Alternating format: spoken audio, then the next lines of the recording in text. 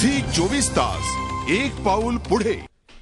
आर्थिक सत्ता केंद्र असलेल्या नाशिक स्थायी समितीच्या निवडणुकीत काँग्रेसनं बाजी मारत मनसेला झटका दिलाय। उद्धव निमसे यांनी मनसेच्या अशोक मुर्तडक यांना 9 विरुद्ध 7 मतांनी पराभूत केलंय। त्यामुळे आता प्रभाग समित्यांमध्ये देखील मनसेची कोंडी होणार आहे।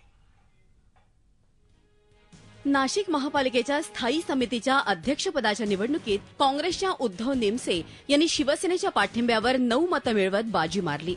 मनसेच्या अशोक मुर्तडक यांना 7 मतं मिळाली। निमसे यांना काँग्रेसची 2, राष्ट्रवादी आणि सेनेची प्रत्येकी 3 आणि अपक्षांचं 1 असं मत मिळालं। तर मुर्तडक यांना मनसेची 5 आणि भाजपची 2 मतं मिळाली। शिवसेना तटस्थ राहणार काय ही उत्सुकता होती, मात्र त्यांनी काँग्रेसला साथ देणं पसंत केलं।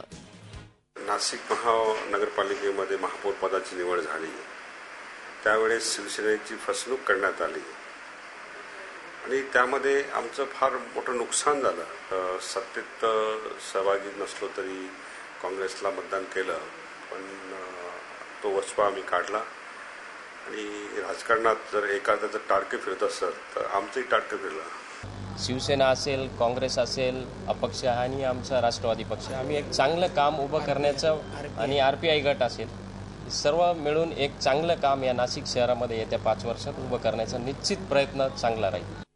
स्थायी समितीचं अध्यक्षपद काँग्रेसकडे आल्यानं सत्ताधारी मनसे भाजपला झटका बसलाय।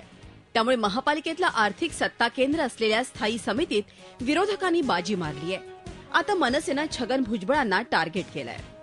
जर शब्द दिला तर शब्द पाळला पाहिजे आणि राजकारणात शब्दाला महत्त्व असतं। शेवटी आज झालं नाशिकची स्थायी समिती, पुढे काय? एकमेकांवर आरोप करणारे शिवसेना, मनसे आणि राष्ट्रवादीनं आघाडी करत मनसेला रोखलंय। भुजबळांनी सगळ्या विरोधकांना एकत्र करत महापौर पदाच्या निवडणुकीतलं उट्ट काढलंय। आता 6 प्रभाग समित्यांमध्येही याचे पडसाद उमटण्याची शक्यता आहे। झी 24 ताससाठी नाशिकहून मुकुल कुलकर्णीसह मृदुला जोशी पुरंदरे, मुंबई।